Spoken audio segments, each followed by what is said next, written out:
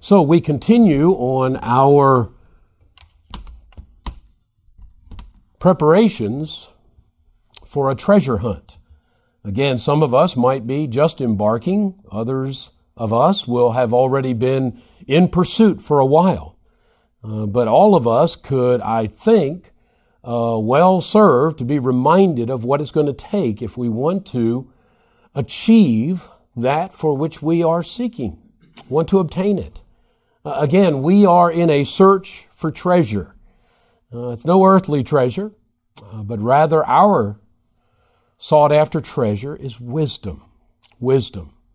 We have noticed already, and we'll have occasion to again see some of that today in some of the verses we're looking at, but God in His Word sometimes uses that as a representation of wisdom. He characterizes it as treasure.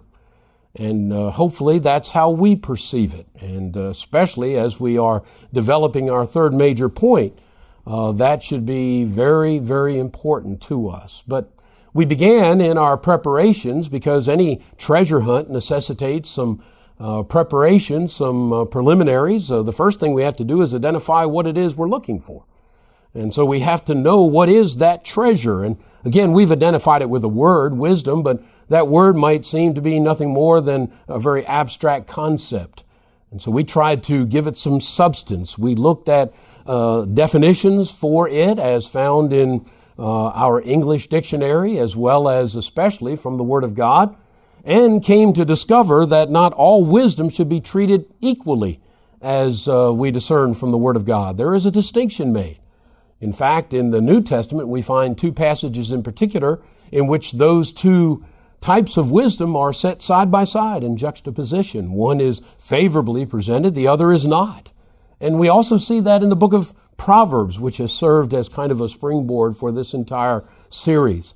But we have to make sure we're looking for the right wisdom. And so we're not out there looking for fool's gold, if you will, because there is a wisdom that the Bible, again, discourages us from pursuing and urges us to abandon immediately. And so we have to discern, again, what it is that we're actually looking for. Well, once you've identified what it is you're looking for, then you have to ask, well, where am I supposed to find it? Where is the spring or the fountain from whence this treasure flows? Well, the Bible, again, identifies that in no uncertain terms. The wisdom that we're looking for is from no other source than God. God is that fountain. He is the spring, the ultimate source from whence this wisdom is to be found. And God, thankfully, has made it available to us. He does so through His Word, and He also does it through answering our prayers. That's how Solomon came to enjoy the degree, and seems to be a supernatural degree, of wisdom. Because when God asked him, upon his becoming king over the United Kingdom, what one thing do you desire, Solomon? Solomon said, well, the one thing I need more than anything else is wisdom. He needed wisdom because, as he understood, wisdom allowed him to have the proper perspective. It allowed him to make judgments, discernments, and allowed him to see things as they should be seen from God's perspective, seeing them in their right relationship. And friends, I trust that's what we're looking for. And again, God says, well, I'm the only one who can provide it. But He also, in identifying the fountain or source from whence this treasure is to be found, He gives us the foundation, if you will. He gives us the bedrock upon which this wisdom is found as provided by God. And it is the fear of the Lord.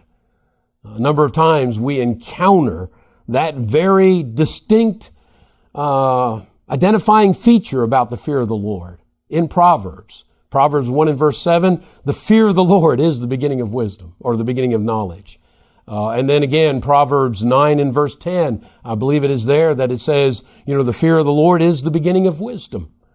God, from Job 28, actually says that is what wisdom is. It is the fear of the Lord. And we talked about what that fear is, reverential awe for who God is and what He does and His sovereign authority. which should then bring about what? Humility. A humility that fosters trust in Him. That trust brings about implicit obedience. And again, when we looked at the Proverbs, we found that each of those, humility, trust, and obedience are all manifestations of this wisdom. They're all inseparably tied to this wisdom. So, we know what we're looking for. We know where to look for it. How should we look for it? How should we look for it? And the last time we were together, we presented this under point number 3, the price and the pursuit. And really, the majority of our time, the last time we were together, was spent looking at that correlation between those two.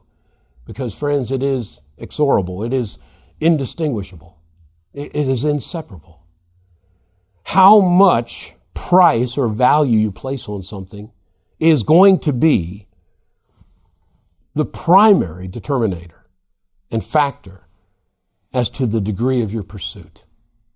Jesus stated it in a maxim, and we set that forth as the principle as we started the last time we were together. Matthew 6 and verse 21. He clearly states it, for where your treasure is, that's where your heart will be also. Friends, your heart, your affections, your emotions, your determination, your will is going to follow where your treasure is. Your heart is going to follow your treasure because it wants to dwell with the object of its affection. And we see this experienced in our own lives with the things that we most highly esteem, whether it's family, whether it's health, whatever it is. Where your treasure is, that's where your heart's going to follow.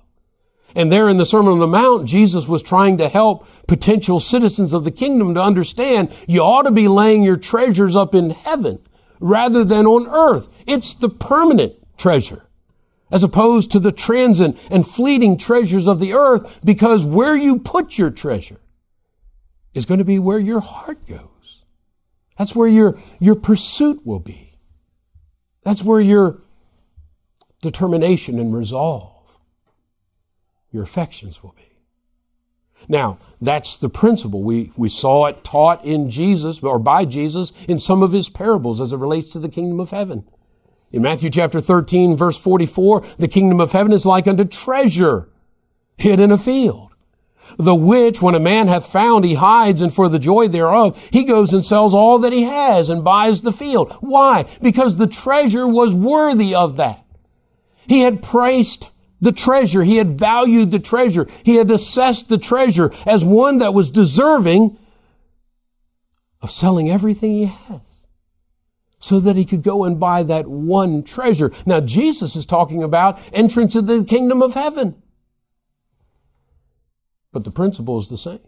Where your treasure is, that's where your heart's going to follow. The price that you place on something will determine the ardency, the intensity, the seriousness of your pursuit. We saw that in the lives of individuals in the Old Testament. David said, there's one thing that I seek after. There's just one thing that I desire more than anything else, and that's what I'll seek after. In the Apostle Paul, we see that values can change. What you put your value on, what you esteem as having the greatest value can change. For Paul at one time, it was his heritage in the Hebrew religion, his Jewish lineage. And so that's where his heart was. But his values changed. And when he met Jesus on the road to Damascus, and there he learned the truth about Jesus, his values changed. And now he says, those things that I once so highly prized, he said, they're nothing to me now, so that I can obtain my new treasure, to know Christ, to be found in Him, to be made conformable unto His death, to attain the resurrection. Paul said, I'm willing to give up everything and I have to obtain that treasure. And so, friends, the principle is what we wanted to appreciate. Friends, these things go hand in hand and you cannot separate them. And they will become vital in how we seek after this treasure, yea, wisdom. It all is going to begin with how much we esteem it. How much do we really want it? Again, it goes back to our introduction. Would have I been one of those kings? Would have I been like the Queen of Sheba? When I heard about the wisdom of Solomon, would I be willing to make a 1,000-mile trip? Would I be willing to bring great treasures just so I can hear Solomon and all of his wisdom? That's for each of us to answer. But we have to appreciate this. How ardent our pursuit will be, how diligent we will be in finding this treasure is going to begin by determining how much it's worth to me, how much I value it. So I just want us now, for the time we have remaining today, I just want us to see how this applies to our pursuit of wisdom. And the Proverbs really help us out in that. So invite you to be opening to, again, the book of Proverbs. We'll start in Proverbs chapter 4, please. Proverbs chapter 4. In one of the reference books I read this, and I think it's a good quote. Chapters 1 through 9 are designed to create a felt need for wisdom. And you might remember it is set in the context of Solomon being the inspired writer, but Solomon is, if you will, having a family devotion with his children. And with his children before him, he has counsel for them. And what is the primary point of that counsel? As that author, I think, accurately sums it up here, what Solomon is trying to impress upon his children is you need to feel a need to have this wisdom. You need to appraise it highly. It should be the most important thing to you to get this wisdom. Another author says it this way. As it relates to Proverbs chapter 4, he says, the general aim of the discourse before us, as those preceding, is to exalt wisdom, to exhibit her as a subject worthy of all earnest endeavor and sacrifice. You see the connection already? The aim here is to exalt wisdom, to exalt her, put her at such a high value and esteem so that you will present whatever you have to. You're willing to make whatever effort you have to make sure you acquire her. That's what Proverbs chapter 4, along with the other of the first 9 chapters, is all about. It's a little interesting here because Solomon had been just speaking on his own. But now notice what he says. Verse 3, for I was my father's son, tender and only beloved in the sight of my mother. He taught me also. He said unto me, let thine heart retain my words, keep my commandment and live. Get wisdom. So what does Solomon say? He's telling his children, not only is this right because, I've been given this wisdom by God and I'm trying to help you appreciate the need to have it, but he says, my father taught me, who was Solomon's father, King David. And he said, I once was in your position. I once was sitting at the feet of my father. And you know what he told me? Get wisdom. Get understanding. That might, friends, help us understand that when God appeared to Solomon and said, what is the one thing that you want? What would Solomon say? Well, my father told me to get wisdom. I see the need for that. And so most commentators believe now from verse 5 down to about verse 19, this is all the words that Solomon would have heard from David. And he's rehearsing them to his children now. Notice what he says concerning wisdom, verse 7, wisdom is the principal thing. Therefore, get wisdom. And with all thy getting. You see the intensity of that? With all thy getting. Get understanding. There is an example of synonymous parallelism in Hebrew poetry again. The second is really saying the same as the first. Wisdom is the principal thing, therefore get it. And get it with all of your getting. Put forth all of your effort. Now, I found it interesting, Robert, that in some of the older versions, they actually translate this verse in a little different way. They actually translate it in a way that would advance the idea that the beginning of wisdom is really the determination to get it. That's where it's going to begin. And isn't that reasonable? Because again, until you see the need for it, you're never going to invest the effort to obtain it. And so maybe that's the idea. The beginning of wisdom is get it. Get wisdom. And again, that certainly coincides with what that author said. All these chapters are intended to exalt wisdom. Put it up there on a pedestal so that you know you need it. You need it.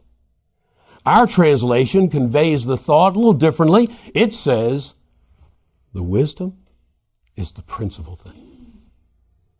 What's the principal thing? It's the highest thing. It's the most noble thing. Friends, here is the highest good. It is that one thing that should be praised above all else. Therefore, get it. Get it. One writer says the Father's attempt here is to get his Son to appraise wisdom with such a preeminence that it was the most excellent attainment that he could get. I know this is off subject, but what if our parents, what if parents in our land would be sitting down and telling their kids that message? Wisdom is the greatest thing that you could get.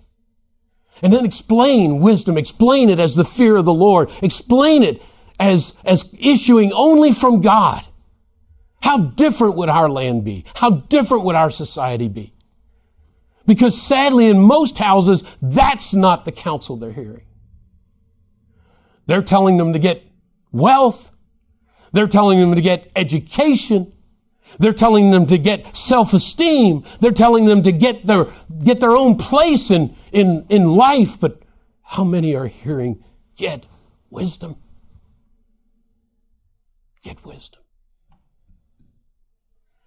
And again, this constant effort on the part of the Father helps us to measure its value in His appraisal.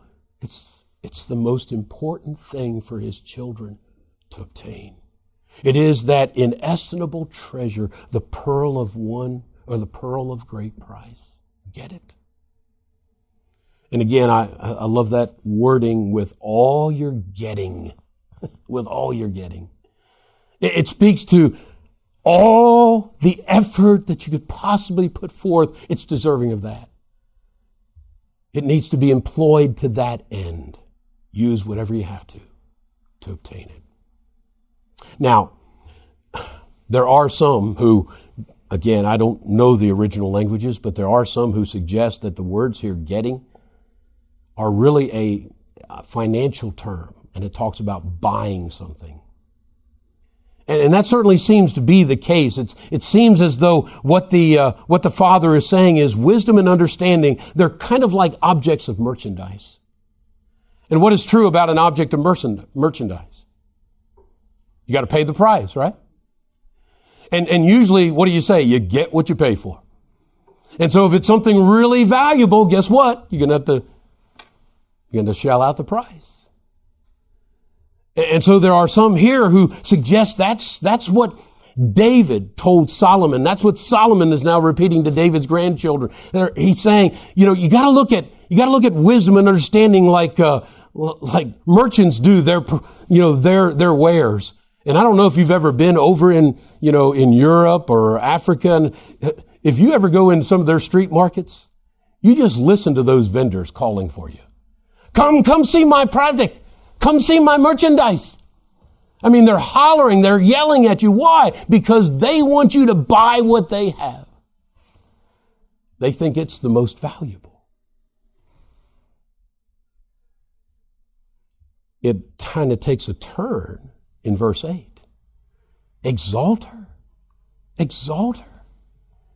And then he offers all these explanations as to what benefits will be gleaned by obtaining wisdom. But that idea of exalt her, some suggest, again, it goes back to that imagery of a purchasing price. In other words, what David was telling Solomon is hold her in high price. And then it takes on the idea of an auction. What happens at an auction, right? You keep bidding. And regardless if you want something, regardless of how much it's going to cost, you keep bidding. Some suggest that's what's being presented here. And so David was telling Solomon, you hold her high in value, and it doesn't matter what you have to pay for her. You be willing to pay the price. Friends, would that be true of us with regards to wisdom? Are we willing to pay the price? Time, effort, sacrificing other maybe endeavors that we would have. It's not the only place, and again, we could look many places, but look in Proverbs chapter 3. Proverbs chapter 3, verses 14 and 15. You might remember verse 13 kind of harkens back to the Queen of Sheba. She said in her visit to Solomon, happy, Solomon, I've got to go back to my homeland, but happy are the men who are with you all the time. And so here again, Solomon says, happy is the man that finds wisdom, the man that gets understanding. And the idea is blessed. Why? Why would the Queen of Sheba said that? Why would Solomon, by inspiration, say that? What makes that man so blessed? Look at verse 14. Here's the explanation. The merchandise of it. You see the idea? Merchandise. The merchandise of it, wisdom and understanding, is better than the merchandise of silver. The gain of it, wisdom and understanding, is better than the gain of fine gold. She is more precious than rubies. Listen to the next statement, friends. And all the things thou canst desire are not to be compared unto her. Is that our assessment of wisdom?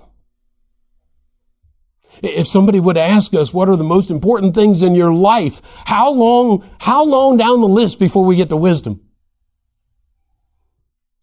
And here is Solomon saying, you ought to exalt wisdom to such a position of preeminence that it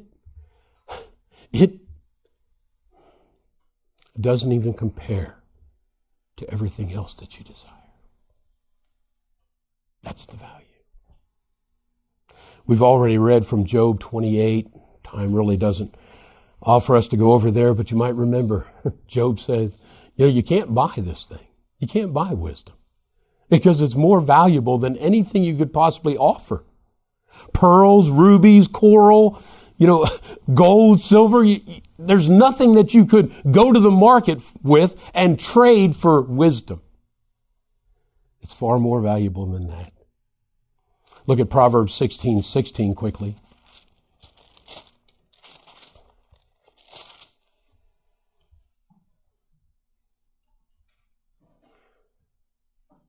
Here it comes in the question of, or if you will, an exclamation, how much better is it to get wisdom than gold, to get understanding, rather to be chosen than silver? And even when wisdom is speaking as a personification, Proverbs chapter 8, for wisdom is better than rubies. And listen to it again. And all the things that may desired are not to be compared to it. Friends, that has to be our esteem. That has to be our appraisal, our assessment of wisdom. And here's why. Until it is, we're never going to have the degree of pursuit, the ardency, the seriousness of, and the earnestness of our search to obtain it. I think that's, again, the Father's intent here, is to get His children to have such a value placed on wisdom that they're going to pursue it with all that they have. So let's see the corresponding side now. See if that's not the case. It is only when you have that kind of appraisal that there will be inspired an appropriate zeal to find it. Again, let's stay in the book of Proverbs to begin with. Look at Proverbs chapter 2. Proverbs chapter 2. We've noticed this chapter before, but again, notice that setting. My son, verse 1. Now watch the ifs and the thens. All right? If is the qualification. Then is the consequence. So just follow the ifs and then wait for the thens. All right? If thou wilt receive my words and hide my commandments with thee, so that thou incline thine ear unto wisdom and apply yet thine heart to understanding. Yea, if thou criest after knowledge, lifteth up thy voice for understanding. If thou seekest her as silver and searchest for her as for hid treasures. Friends, those are all qualifications, aren't they? They're all part of the ifs. And unless you satisfy the ifs, you never get the then. And what is the then? Then. You see it? Verse 5, then shalt thou understand the fear of the Lord and find the knowledge of God. What is it that we're seeking? What is the beginning of wisdom? The fear of the Lord. And here the Father says to the Son, only if you do this will you then find your treasure, get your wisdom. And friends, time doesn't allow us to completely, exasperate or explore and elaborate on this terminology. But again, look at that. If you cry after her. I think I illustrated that to you about little children, going through the store and they want something. What do they keep doing? Crying, lifting up their voice, right? I want that, I want that, I want that. In the scriptures, cry is often used in the scripture to indicate earnestness. Earnestness.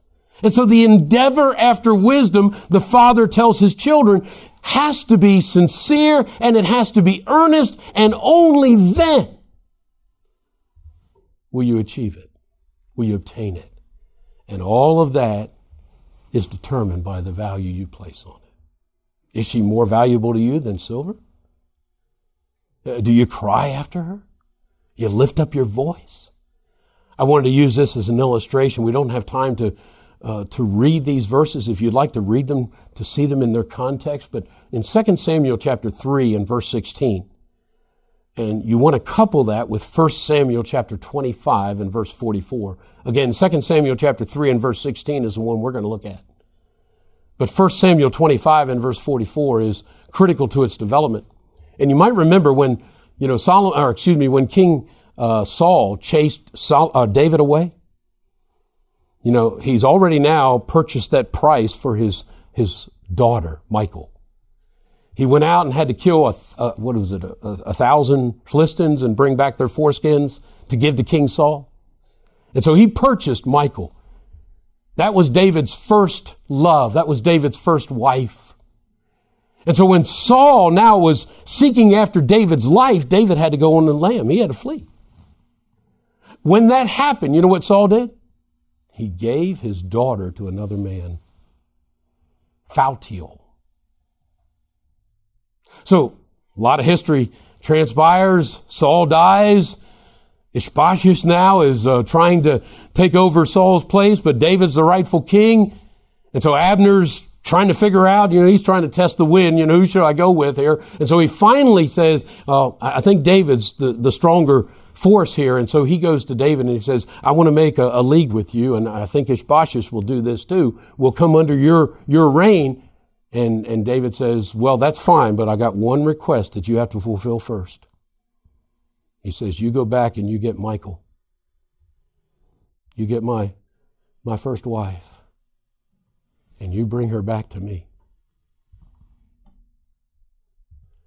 So Abner and Ishbosheth send out the decree, and they go to Phaltiel. How do you think he's going to feel about this? How would you feel if some government agency came to your house and said, I'm sorry, we're going to take your wife away and give her to another man? I'm not talking about what is right here, scripturally right. I'm just asking you, can you imagine the emotional ties that this man now has made with this woman? So listen to this moving scene. In 2 Samuel chapter 3 and verse 16, and her husband went with her along, weeping behind her to Bahurim. And then Abner said to him, go, return. And he returned. I think that so well pictures this idea of crying, lifting up your voice. You can just see Phaltiel walking after Michal saying, she's mine, it's not fair, she's mine. That's the intensity. That's the idea of crying after wisdom. That's how much we have to value it. And Solomon says to his children, until you do, you'll never achieve it. You'll never obtain it. These are qualifiers. Notice he says you have to seek her. Seek her, verse 4. The word denotes a diligent search. It's actually derived from the root for digging. So again, can you appreciate why in Job 28, when Job is talking about mining, it leads him to the idea of wisdom? Because those are the types of terms that were used to talk about what you had to do if you were going to get to wisdom. You had to do some mining. You have to do some digging. Just think about the enterprise that is necessary to take ore out of the earth. Just think of what is entailed. Think of all the months, maybe years entailed of digging mines, bringing light shafts down, making all the provisions, all the preparations to get to the treasure. All of that is just in the quest for the treasure. And that's what Solomon says to his sons. You got to dig for it like silver. You're going to have to go mining after this like it is hidden treasure in the earth. And until you again put forth that kind of diligence based on the value you place on her, you'll never get it. You'll never get it. The inference, the lesson to be taken away from this is, friends, until we appraise wisdom in that way, Solomon says you'll never seek her sufficiently to obtain her. Where your treasure is, that's where your heart's going to follow.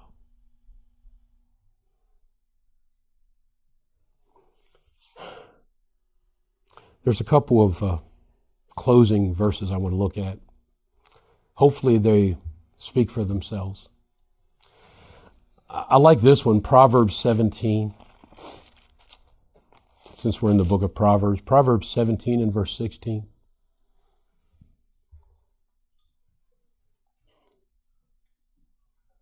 Solomon says, wherefore is there a price in the hand of a fool to get wisdom? Can again you envision that? Here's a fool. And it seems as though he has money in his hand that he believes he can buy wisdom with. And Solomon's question is, why does he have it? Why would a fool have money in his hand for wisdom? Because notice, seeing he has no heart to it. What is the heart? The affection. What is the heart? It's what you appraise something with. And so the fool doesn't see the value of wisdom. That's why he's a fool. He doesn't see the value of it, and yet here he is with the money to purchase it. Why? Why would he have it? He doesn't have the determination to get it. Jesus makes an interesting, and again, I think in the same idea of price and pursuit, this idea of, maybe the beginning of wisdom is the idea of you have to be resolved to get it. Until that exists, you'll never find it. You'll never appraise it high enough to make the pursuit necessary to obtain it. And so notice how Jesus kind of uses that same idea over in John chapter 7 quickly. John chapter 7.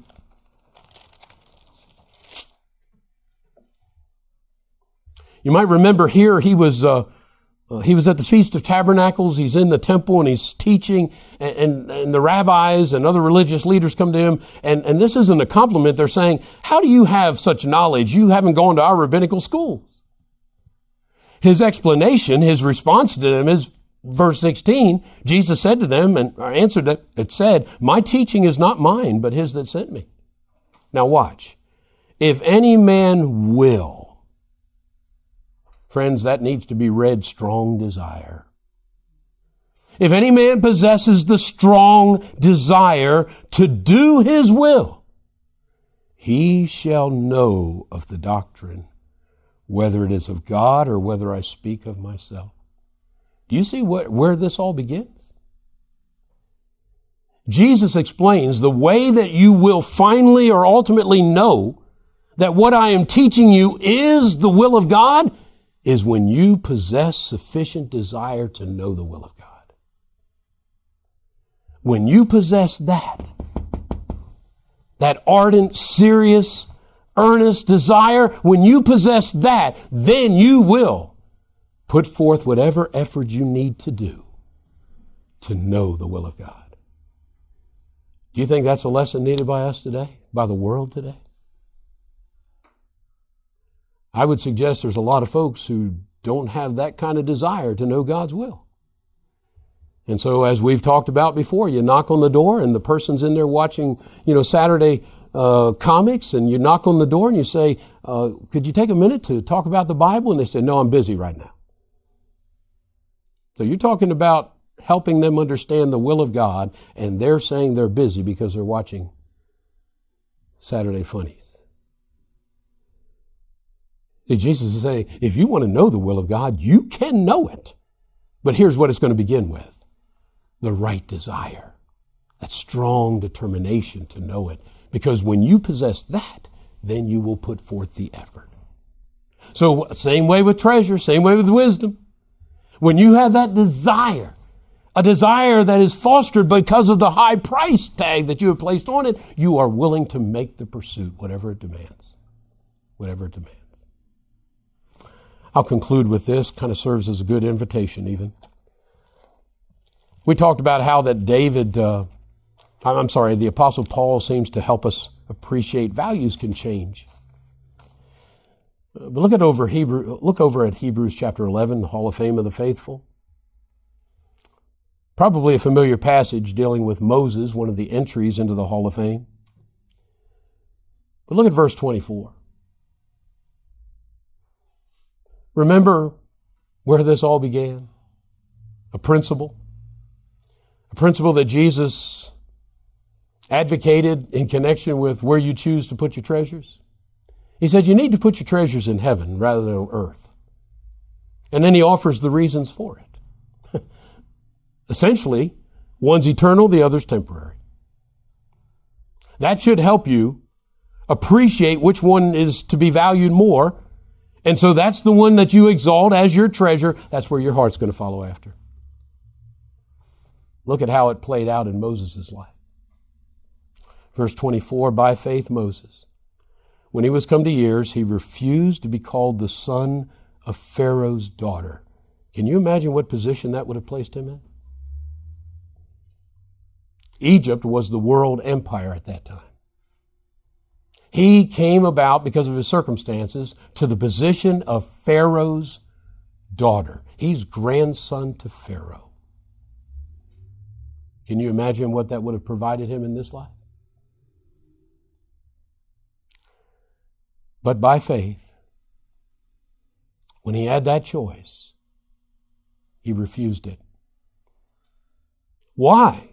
Moses, what would you have esteemed higher than that? He chose rather to suffer affliction with the people of God than to enjoy the pleasure of sin for a season. See, those were his two choices. Those were his two potential treasures. And he chose suffering. He chose to be to identify with one of the most oppressed and despised people on the earth. He chose that rather than grandson to the most powerful man on earth, living in a palace. What would have made Moses choose those things by way of value? Look at the next verse. Because he esteemed, that's this price in our formula. He esteemed the reproach of Christ as greater riches than the treasures in Egypt. For he had respect under the recompense of the reward. See, he saw the real, permanent, lasting value of the one and the temporary nature of the other. And once he had placed that as his value, he was willing to get rid of all the rest. And he's pursuing that now.